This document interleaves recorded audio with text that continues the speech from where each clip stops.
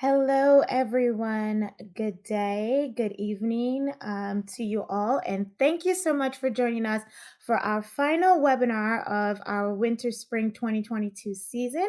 We'll be discussing charging in parks, best practices, and lessons learned. We're all going to be taking summer vacation soon, finding places to go. So hopefully, we're going out in parks and using our electric vehicles and finding opportunities to charge there. Today, our moderator is Adrian Gomez, our Senior Program Manager at Fourth. My name is Simbiat Yusuf. I am the Member Relations Manager at Fourth. And I will have a brief update from the Fourth team before passing it along to Adrian for our presentation today. Attendees, we ask that you submit all of your questions through the attendee chat. After the webinar today, we'll be sending a webinar recap with additional resources, the recording, as well as the presentation slides to you all. So don't worry if you miss anything. All of the information will be provided after the webinar. A little bit about Fourth, who we are. We are on a mission to electrify transportation by bringing people together to create solutions that reduces pollutions and barriers to access. And we are working in 5 focus areas, which are the access to electric cars, access to charging, events and partnerships, policy, emerging modes. And with events, we'll have some information from Jeff in a little bit, Jeff Allen, our executive director. So hold up for that.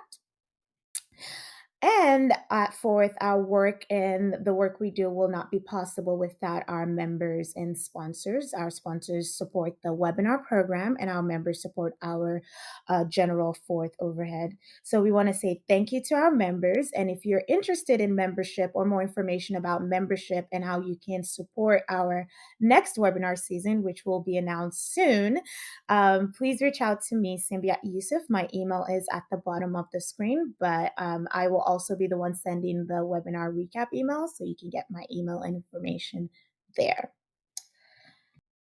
And do you want to be a part of this awesome team at Fourth? We are currently hiring a human resources associate. If you would like more information about that open position, we will have a link to that in the webinar recap. If you have anyone in your network that's looking for a position or looking to work at Fourth, this is a great opportunity to join our amazing team. So we look forward to that. And now I will pass it along to our executive director, Jeff Allen. We will have some announcements about the upcoming Roadmap Conference, which I hope you all are registered for. Jeff? Yes, absolutely. Thank you for the introduction, Simbi. I'm Jeff Allen, Executive Director here at Fourth. And if you enjoy spending time with us online on these webinars, you will love spending time with us in person. Warm invitation to all of you to come join us in Portland at the end of this month for our Roadmap Conference, back in person for the first time since 2019. If you've not made it to a Roadmap conference before, you're in for a treat. We have something like 100 speakers lined up over the course of about 24 breakout sessions on a whole range of topics. We also do have some great keynote speakers, including leaders from U.S. Department of Energy, Department of Transportation, the new Joint Office, as well as Reverend Yearwood, founder of the Hip Hop Caucus. So a really diverse range of exciting, informative speakers lined up for you. We also have a lot of intense networking time, networking receptions every night, breaks between the sessions. That's where a lot of the most important work of any conference happens, but particularly Roadmap. And we have a full trade show floor with all sorts of cool technology and companies for you to talk to there. And 2 days might not be enough for you, June 29th and 30th. We have bonus content, as they say on Netflix. Come out early on June 28th. We have an all-day workshop focused specifically on the $7.5 billion of federal charging money that's headed our way and how to make the best use of that and make sure it's accelerating transportation electrification and advancing equity.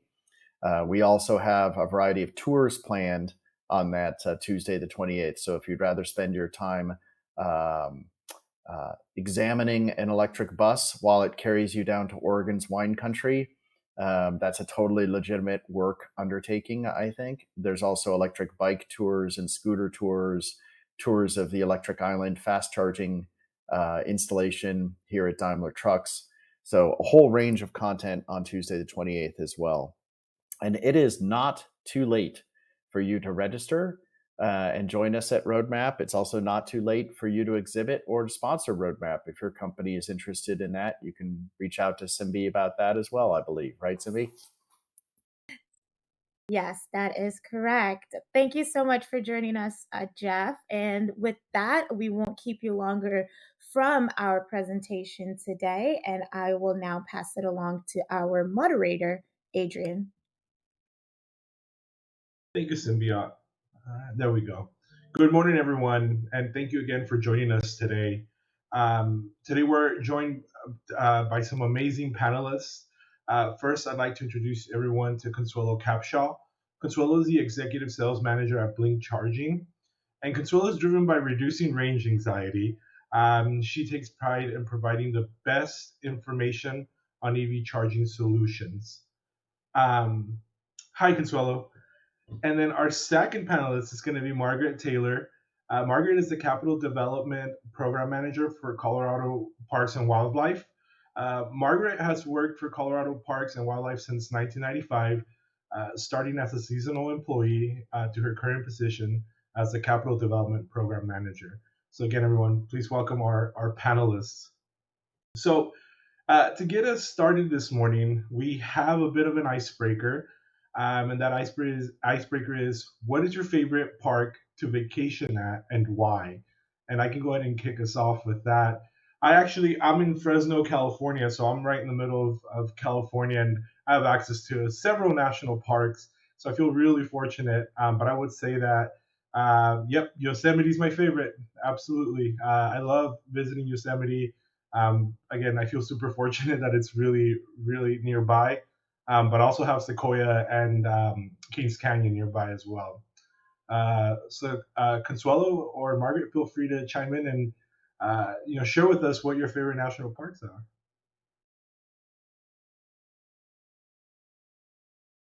Well, it's hard for me to pick a state park in Colorado because that wouldn't be fair. But I would say Rocky Mountain National Park is my favorite. It has everything there. I'm gonna go with my state, Tennessee, and Smoky Mountains. Good old Pigeon Forge, Gatlinburg. Awesome. Thank you, Consuelo and Margaret, for chiming in, and thank you everyone who's been chiming in the chats. So I think with that, we can go ahead and get started. And up first is going to be, oh, and yes, please submit any questions through the attendee chat.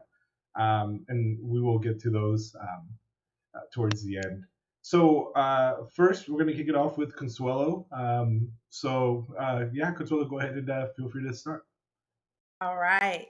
Well, thank you guys for having us. And I'm going to talk a little bit about Blink and EV charging and parking solutions for the parks. So, original equipment manufacturers have committed to invest research and development money to make the battery more affordable. So that's why we're going to start seeing more EVs out on the road, because these batteries are going to be more affordable. That's the most expensive part on the EV, is the battery. So people like Ford, Chevrolet, Cadillac, they've all been given research and development money to make this affordable. So with that being said, with more EVs out on the road, there's going to be a need for more EV charging. And the basic thing that we need to have for everybody to get to these parks is somewhere to plug in. So that's why the infrastructure need is going to increase once we see more EVs out. And that EV world is just going to keep getting bigger and bigger. And then I'll just talk about the different levels of charging types. So you've got a level 2, which is on the 240 volt, and you're going to get about 40 to 65 miles. It depends on if you're on the 12 kilowatt or the 50 or 80 kilowatt. Just depends on the kilowatt, but you're around 40, 65 miles if you plug in for about an hour. Then you have it's an indirect charge. So the charge is held in an onboard, and then the energy is transferred into the battery. So that's your level 2. Now, the direct current fast charge, the DC fast charger, which is on a 483 phase, you're going to get about 80% of the battery charged in about 40 to 50 minutes. So it's the charge is going directly to the battery. So there's no, it goes straight into it. So that's why the battery will do 80%. So it will give it room to liquid or air cool. So those are the different types of chargers that you'll see in the different parks throughout the US. It's level 2 and level 3. And then we'll talk about the importance of EVs. The main importance that not even just going to the national park, but going to the local mall or your local, just getting out and about away from your house is range anxiety. Range anxiety is where the driver has a fear that their vehicle does not have enough charge to cover the distance to get them to where they need to get. So range anxiety is real.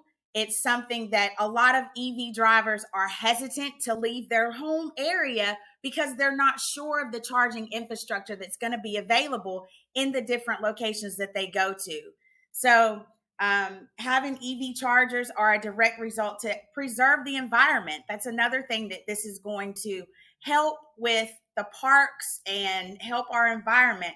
A greater energy efficiency, lowering greenhouse gas emissions, and lowering the noise and air pollution. So providing options for the parks, flexibility is how we continue to provide infrastructure to the parks. There's different challenges that occur when installing the chargers: access to electricity, the preservation of the landmark, the park conditions. But versatility in addressing these issues is how Blink will overcome these different challenges. So parks and electric vehicles, they're going to provide a sustainable alternative. And once again, let's talk about the air pollution reduction, the noise pollution, and the harm to the environment. And most of all, let's keep stressing this range anxiety.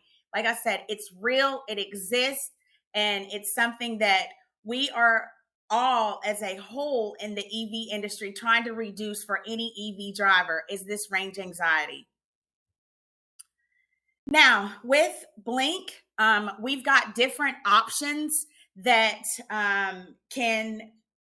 different ways that we can work with different properties. Because even local parks, your state parks, there might be some different areas that are parking areas that are independently owned, or there's areas where you can pull off and rest areas that are independently owned. So we have different business models to accommodate, to help with providing the infrastructure in order to reduce the range anxiety for everybody. So host owned is just one. It's just that you as the host, you have owner and operator responsibility for the EV chargers. Then we have another one that's called Blink as a Service. Blink as a Service is where you're paying a monthly rate per port on the charger. So, and it includes warranty and maintenance. Everything is included. You still have operation as far as you can keep all of the profits from it for Blink as a Service. Then we also have hybrid owned, where hybrid is we'll come in and we'll do a revenue share program with you. So we'll look at the property and we'll find a way to revenue share that with you. We also have turnkey in certain locations where we can help offset the cost of the equipment. We have a turnkey option where we'll come in and we'll take care of the maintenance, we'll take care of the equipment, make ready, and it's a turnkey. So something that we'll also do is Blink. We'll look at the best business model. We will look at funding that's available in your area, do a site assessment, site preparation. Once the charger is installed, we'll commission. And then something that we'll also come in and do is make sure that everybody knows that you're green. We'll do press release, work with the different social media platforms to make sure that everybody knows that your location is green. Now, we do understand that some locations are set to private. So, of course, we wouldn't do that. We would not make that public for everybody to know that you have an EV charger. However, the ones that are public, we want everybody to know that you're there. And even these state and local parks, parking areas, rest areas, hey, let's let everybody know that this is another spot where people can come with EVs to reduce that range anxiety. So that's Blink, and looking forward to working with everybody to reduce this range anxiety, and let's charge on.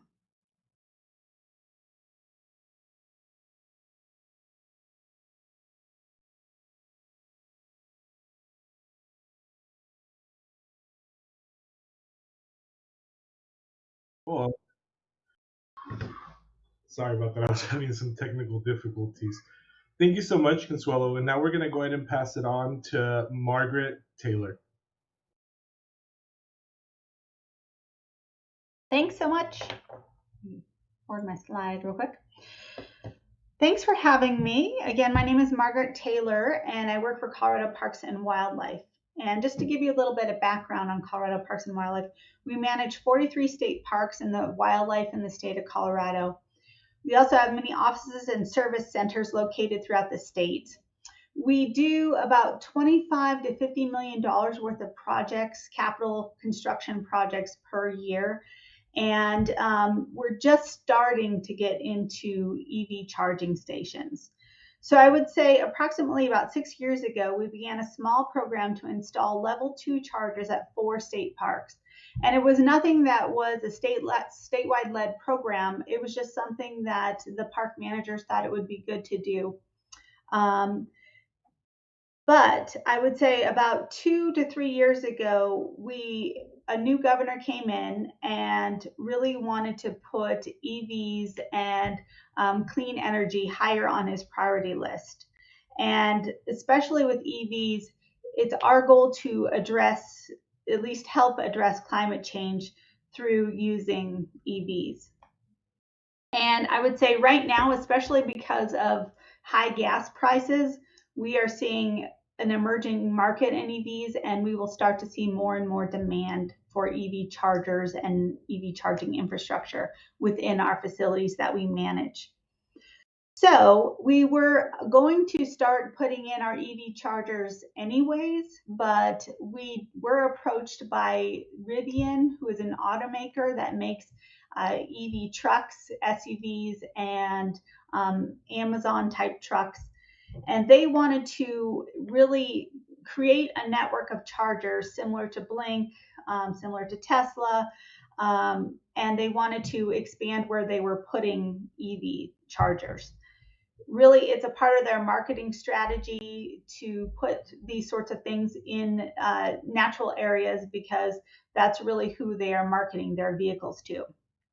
So once we started our partnership with Rivian, our goal was really to have the Rivian chargers be for our external patrons, our visitors.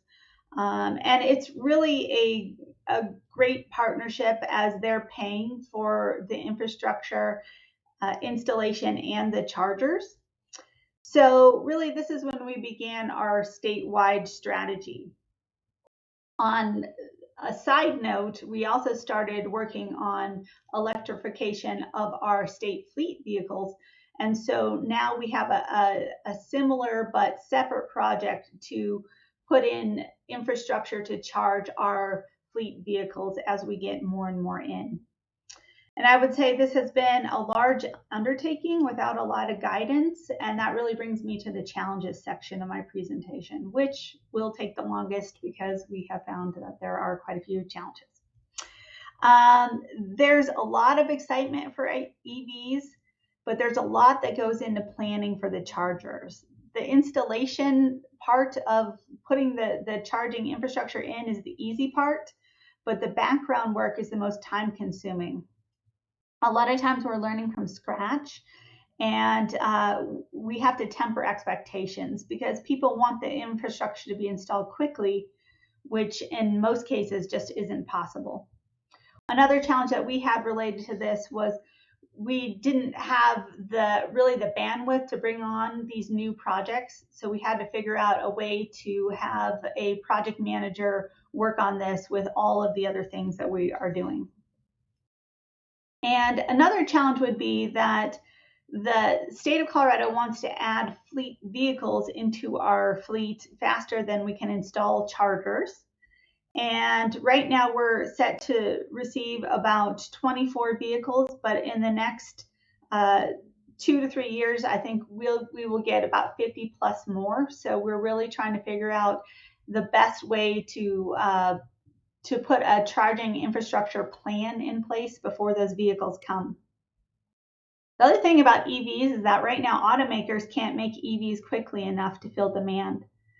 And so we know that we ordered, as I mentioned, we ordered 24 vehicles, but I don't think that we'll receive a full 24 vehicles. So it's kind of tempering what we'll actually get compared to putting in the infrastructure that we need to get there. Another challenge with EVs and fleet is that we're not sure if this will fit our business model. We are a law enforcement agency and a first responder agency. So sometimes our vehicles have to be running for long periods of time. We do a lot of long drives. We do backcountry work. So it's just going to be interesting, and it's going to be trial and error to figure out which EVs work the best for our organization. When we talk about infrastructure, the sites really need to have electricity and cell service. Sometimes you can get around not having those, but some of our sites don't have a combination of those. So that's one thing that's going to be really interesting for the future of charging within our sites that are more primitive. In our partnership with Rivian, they're looking to develop a solar powered charger down the road. So we'll see. The technology is just going to get better and better. When we look at the site, it's really important to really analyze the site, and it's going to matter site by site basis. No two sites are really the same. For instance, you may not have the power needed for the level of charger that you desire. As Conseulo was talking about, there's level 2s and level 3s or DC fast chargers. That's what we're looking at. DC fast chargers charge fast, but they require more power, and more transformer infrastructure could be required, which raises the cost substantially. So one thing that is a little bit hard for people to understand when they first start learning about EVs is that a charger itself may not be that expensive. It may be between $6,000 and $50,000, depending on how fast the charger charges. But there's always an infrastructure cost. So just approximately, I would say, for a site that is brand new, that you're just putting these chargers in, I plan about $40,000 to $70,000 for a level 2, and the DC fast chargers are about $100,000 to $140,000. Again, depending on what you have already in place for infrastructure. Sometimes it can be cheaper if you already have that infrastructure in place. Sometimes it can be more. One thing we're also finding is that there's long delays for certain chargers and electric equipment, like transformers. And actually, at first we thought it was the chargers that was going to be the longest delay for us, but we're finding now some transformers may take, depending on the electric service provider, if they have them in stock, it could take up to a year to get the transformers that we need.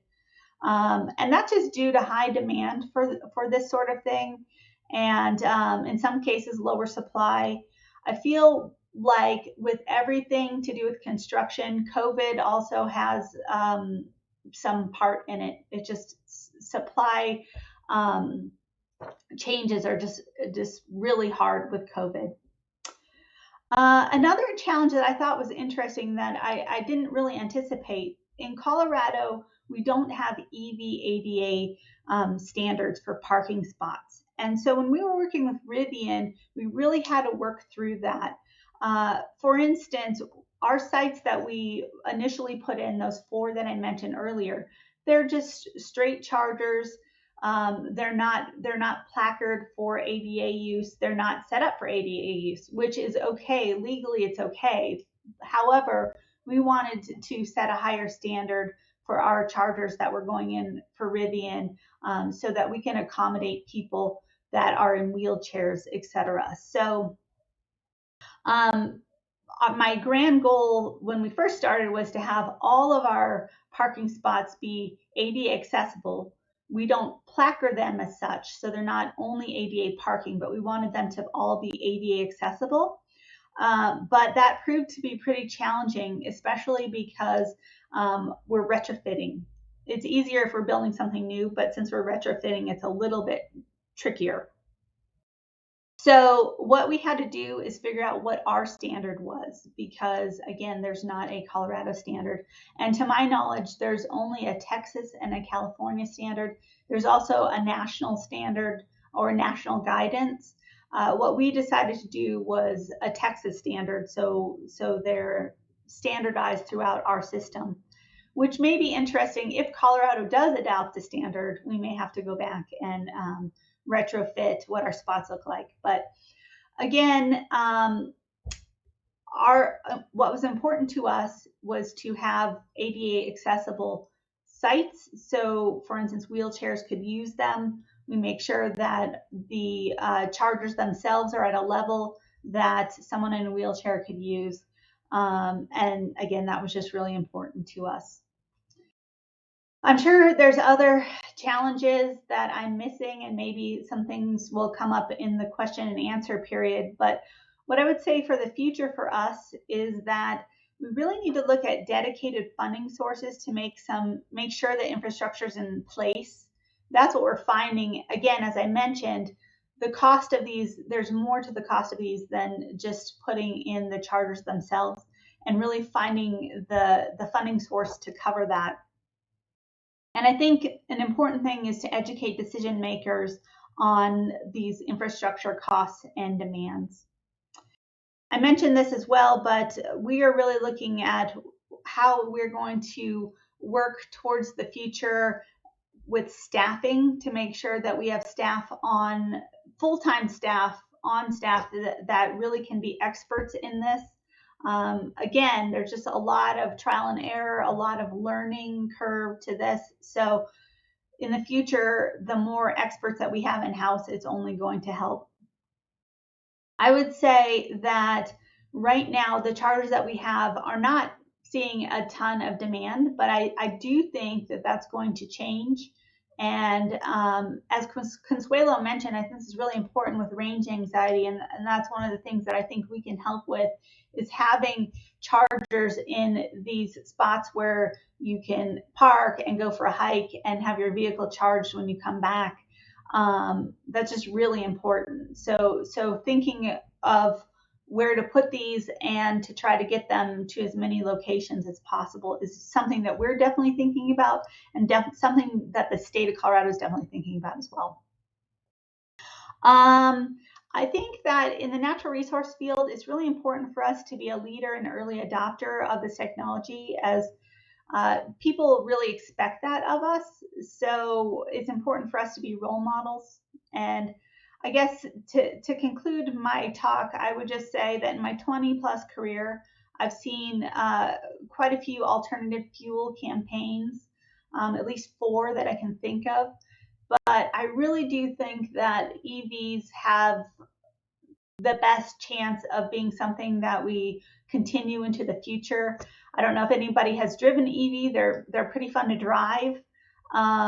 They are solid vehicles, not a whole lot of issues. I think people will enjoy the fact that with EVs, there can be less maintenance. So it's just something I see staying and something that I see continuing into the future. So thank you.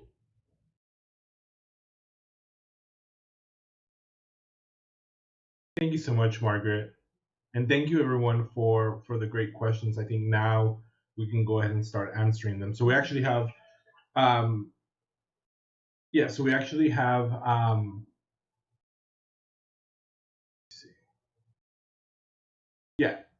Yes, let's have our moderators turn on their cameras.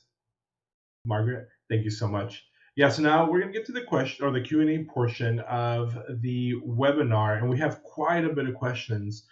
We'll try to get through as many of them as possible.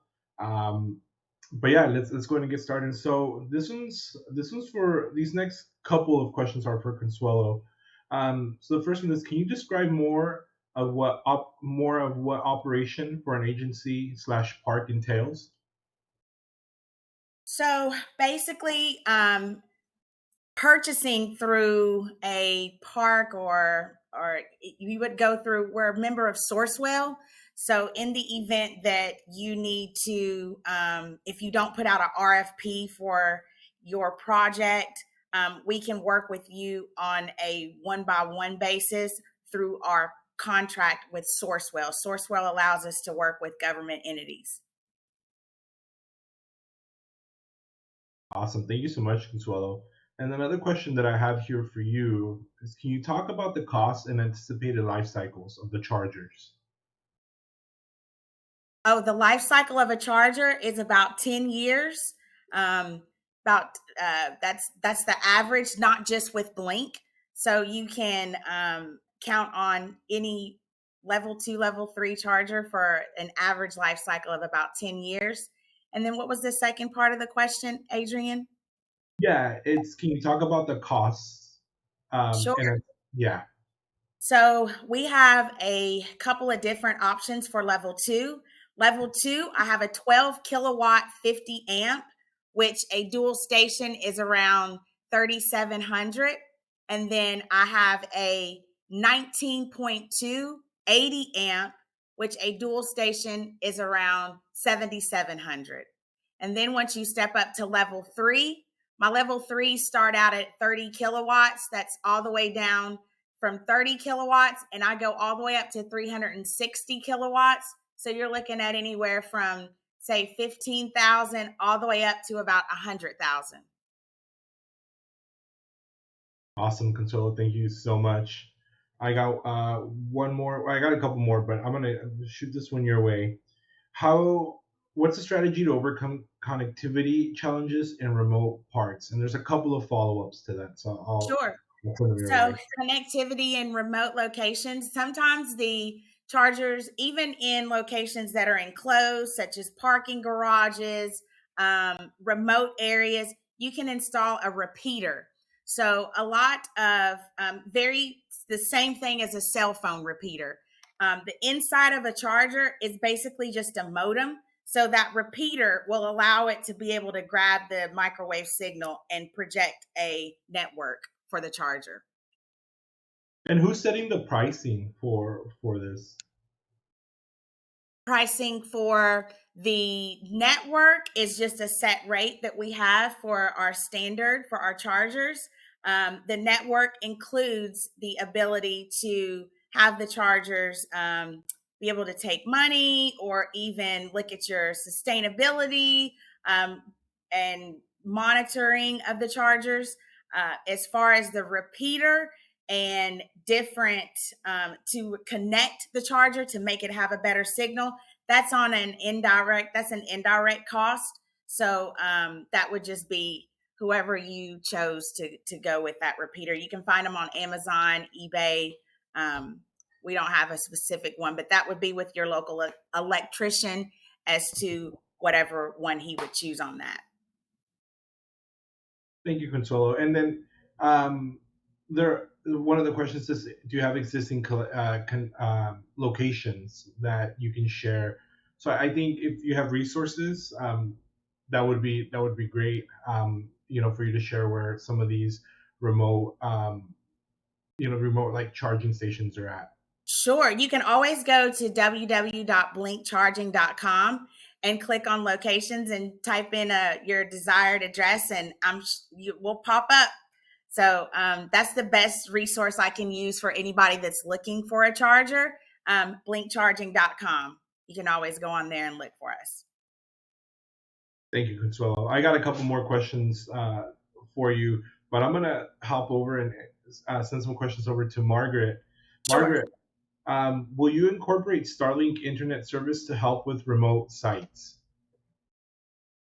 That's a good question. I think that right now we're not talking about putting in any sort of IT like Wi-Fi or anything like that. And so basically, it just if they'll work with the network providers that do cell service, then we will look at them. But right now, we don't want to look at any other service. And I will mention this: being a state government, the state is pretty concerned about our network. And so one of the things that we do is that the chargers are not on our state network at all. They are on their own network. They are on their own pay system. And then what will happen is if somebody pays to use one of our chargers within our state parks, that money will come back to us to kind of offset the cost of the charger. But as far as any Wi-Fi or any network, we make them totally separate from what we're doing statewide business-wise. Thank you for that, Margaret. I got another question for you. Are you selecting one brand of chargers for the department or are you using multiple manufacturers? Yeah, that's a good question. So the way it works in Colorado for our chargers that are for fleet, we have a price agreement that's been negotiated on a statewide level.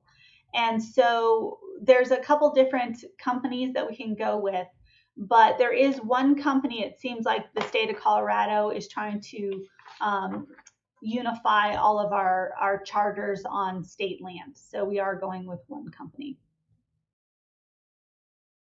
Awesome. Thank you for sharing that. Let me see. You got a couple more minutes. Let's ask some general questions here. So what are the considerations for charging time or considerations? What are the considerations for how charging time is determined by temperature? And Margaret or Conseulo, feel free to chime in. I'll take it. So as far as the temperature goes, that's not a factor. Is more such as how low or how much if you're on a level 2 or level 3, how fast the energy is going into your battery. So temperature is not really a factor. It's just how fast the energy is going into whether you're on a level 2 or a level 3. And Thank you how for much that. energy and how quick. So like I said, we've got a 12 kilowatt, we've got a 19.2 kilowatt, and then we've got DC chargers that are a little bit faster. So it's not so much on how cold or how hot it is, it's just the flow of how fast it is. What kilowatt are you using to make more battery time for you? So which kilowatt do you have? That's the factor. Thank you for that answer, Consuelo. I appreciate it, and I'm sure the rest of our attendees do as well. The next question that I have is, do you have an average cost per charge port to install at parks?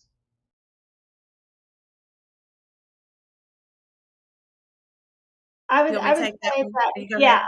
ahead. Margaret? That's more of a Consuelo question. I think she Okay. would be. So in installation, we call it the 3D diameter. How much conduit do you have to run? The distance, how far does it have to be? And this is all in regards to wherever your breaker box is. So wherever the breaker box is, in regards to where you're placing the charger, are the factors that you need to consider. How much conduit, how far is it, and how difficult? Is there going to need to be trenching or boring? So that's a question that is tricky. It just depends on the location and placement of your charger, and especially with the increase and decrease of the supply and the supply chain for conduit. You could be anywhere from say $100 to thousands of dollars, just depending on the location of where you're placing the charger in regards to your breaker box. And one more thing I'll add, just keep in mind that the closer you are to that breaker, the less expensive it's going to be, because that means the less conduit and the less difficulty, how it's not as difficult to get to that breaker to create the power. Awesome. Thank you, Consuelo. The next question is, how is dedicated parking affecting the sites where EV chargers have been installed? Has this encouraged EV drivers to come to parks more? Does it constrain parking for non-EV drivers? I think that's a great question. That's something that we definitely were looking at when we're installing these, especially because in Colorado state parks, we are just filled to the brim, especially after COVID. Just the use has gone up. So I would say we did decide that it was for the greater good to give up some parking to have these EV charging only parking spots. I think time will tell. It's such a new concept within CPW, but I do think that it will eventually bring people in and eventually kind of ease people's fears about range anxiety. But you know, we're installing 1 to 2 charger, well, at least 2 chargers in most parks. That's kind of our goal, and so it hasn't been devastating to put that level of parking in for EVs. Yeah, I would say right now the demand isn't crazy high. It's just not. But I do think the more accessible EVs are to the general public to buy, the more demand we're going to see. I agree with that. The demand's going to increase, and you know, range anxiety is going to be able to decrease, hopefully, with more infrastructure and having that guarantee that once you get to the park, you can charge up. Awesome. Thank you too for chiming in on this one. The next question that I have is, why did you choose to make every charger ADA rather than say 10%? Seems like it could be building excess impervious surface in our national parks. Yeah, I think because we only have a couple per park. If we were only going to do 2, it just was like, if we can do them all ADA, let's do that. That was a goal that was a little lofty and not necessarily worked out in a lot of cases. So now our goal is to have at least one of those chargers of the 2 be ADA. But again, we're not placarding them. They're just ADA accessible. Awesome. Thank you, Margaret. Let me see. We'll do one more general question, then we'll do a couple more that are directed directly at Consuelo and Margaret. Are you seeing any patterns of vandalization or wear/damage to the charging stations at unstaffed/supervised sites? That's an interesting question as well. We haven't really, but anecdotally, one of the park managers told me a couple weeks ago that a lot of the chargers have long cords, and he's seen kids jump roping with them. But so far, nothing with our sites that have been there a couple of years. Okay. We got a couple more general questions that came in that are good. I'm gonna ask those. Are there any state programs that provide a dedicated source of funding/grants to support installation of chargers in/near parks? I can take this one, and maybe Consuelo has something to add, but I would say that this is a push for a lot of different electric companies. So one of the things that when we talk about time consuming, this is a bit time consuming, but checking with the power provider to see if they have any discounts. We have a very large power provider here in Colorado called Xcel Energy, and they are providing some discounts. And so it's really important to work with them, because in some cases they will handle most of the infrastructure work that you need to have done, which is a tremendous deal. The other thing is in Colorado, because this is a priority, there is a grant program with our Colorado Energy Office.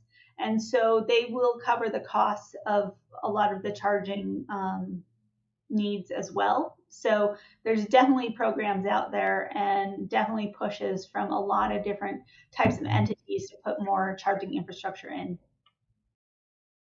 I'll just agree with Margaret on that. Like your local power companies,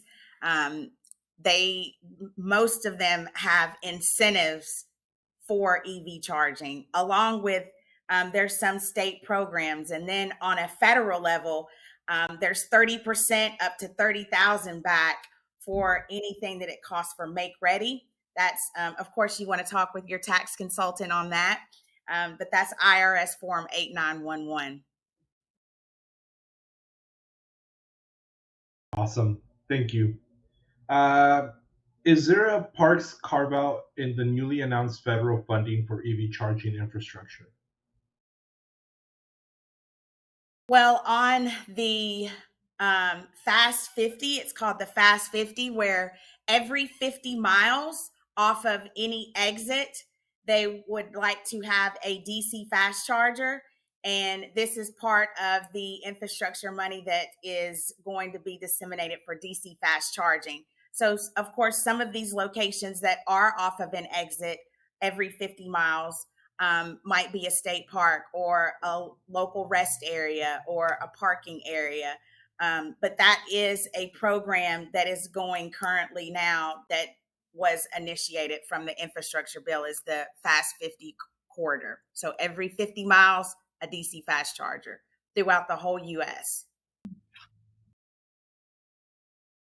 Thank you, Conseulo. Margaret, do you have anything to add? I don't. Cool. I'm going to move over to one more general question that's actually really good. We got some really good questions. Thank you, everyone. What parts of these parks are the most attractive for charging locations? Are you looking at trailheads, restaurants? Yeah, I think that's a really good question and something to really think about when you start figuring out where you want the chargers to be. Of course, you want chargers to be somewhere where people are going to park for a little bit of time. So I will say this, that we are putting chargers in some of our administrative sites, which people may be there shorter periods of time. But I think trailheads are great. I think campgrounds are great because people will be parking there for a while. Thank you, Margaret. Conseulo, do you have anything you would like to add? No, she nailed it. Awesome. Margaret, I got a pair of questions for you. Have you considered maintenance, and what is needed, and what are the costs of maintaining EV infrastructure? Yeah, that's an interesting question that, again, it's just one of those unknowns to know how much these are going to cost as far as maintenance. I would say our agreement with Rivian covers the maintenance, which was really important to us. The other thing that I think is important to know is that this technology is going to change and it's going to change very fast. And Consuelo mentioned that the chargers have a lifespan, a shorter lifespan. I mean, I don't know if it's shorter is the right word, but 7 years ish, you're going to need to replace them with probably better technology. The thing I think is really important to know is once you have the infrastructure in the ground, it shouldn't be hard to just replace the chargers as needed. But I would say that these products are really important, that they're functioning, and so we do have a good relationship with the vendor that we use, and I'm sure Blink is very similar, that they'll help you through any challenges that you might have or customer service type issues. That's correct. Parts and labor is included with your standard extended warranty. And that's part of a program if you're using some of the rebate and grant money that's available in the respected local states. That is a part that you have to have is the extended warranty and repair, which that includes parts and labor. I actually think that's a really important point. When I was talking about total cost earlier, it does include the cost to buy the warranty. And I think that that's going to be very important. One of the tricks, I don't know if other people find this if they work in state or local or national parks, but we're not equipped to fix these chargers, and so really we need the outside vendor to do that work. We're equipped to call them to make sure that they fix the chargers, but I think it's similar to vending machines, like soda vending machines. If you don't own them, someone should come out and service your machine. And something that I'll also add along to what Margaret said, once you have your infrastructure make ready, your conduit run already in the ground, if you need to replace the equipment, there's the standard electrical standards for level 2 and level 3. Level 2 is never going to be more than 240 volts. And then level 3, you're going to be on your 483 phase. So once you have that in the ground, that won't ever need to be replaced. But there is about a 10-year span on the charger. So, but yes, Margaret, I just wanted to capitalize on what she said about the standard structure that you have in place for the charger. You won't have to worry about changing that. Awesome. Thank you two so much for your answers. We got one more, and this one's going to be for Consuelo. In your different models of ownership, how do you ensure that the EV chargers will always stay in working conditions?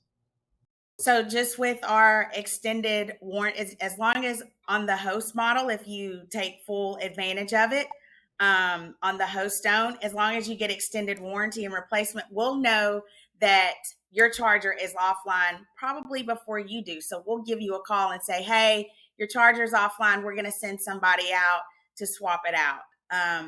So that's how just staying on top of it is that we have a whole team that watches the health and monitoring of all the stations. So we know before you know. All of our business models, like I said, with the exception of the host stone, as long as you get extended warranty, then parts and labor are included. But all of our other models, we take care of it. Host stone is the only one that the host is responsible. Hybrid, Blink as a service, and full turnkey, we own responsibility of the equipment. So we always take care of the health and monitoring of it as well. Awesome. Thank you, Consuelo. I got one more question, and then that way we can wrap it up. Okay. And this is for both of you. What do we hope to accomplish in the next 5 to 10 years with park charging? Well, I'll kick it off. Just, reducing that range anxiety. That's the main thing. Having people with the comfort of getting away from their home and being able to go to, a Colorado state park without worrying about getting back home is big. Just having the chargers available to take away that worry of, hey, I'm not going to be able to make it home. And I'll just build on that. I think that higher level, what I'd want in the next 5 to 10 years is that this is very normalized. It's just people own AVs and they're not worried about going places, and we're providing this service, and we have EVs to be a good role model for the public, and it's just normal and safe.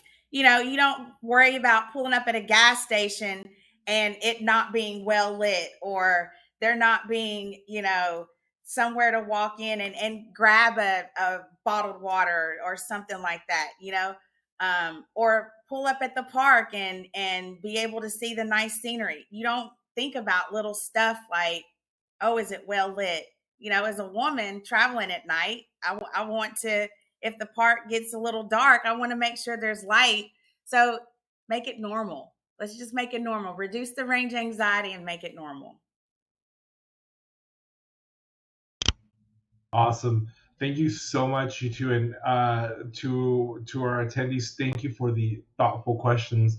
I'm going to kick it over to Symbiont now to close us off.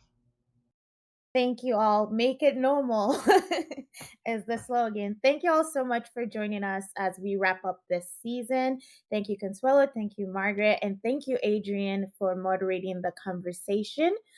We did not answer all of the questions because they just kept coming in. They keep coming in. So we will be sending the recap, and there will be an opportunity to continue the conversation, make connections. And we hope that we see you all at Roadmap, which is happening in 2 weeks. Thank you so much for joining us, and we look forward to an engaging season, which will start in August. So look forward to more information coming about the next season. And if you have any feedback or any comments about what you've experienced at the fourth webinar, is what conversations you want to have, please feel free to reach out to me. Thank you so much and have a great day, everybody.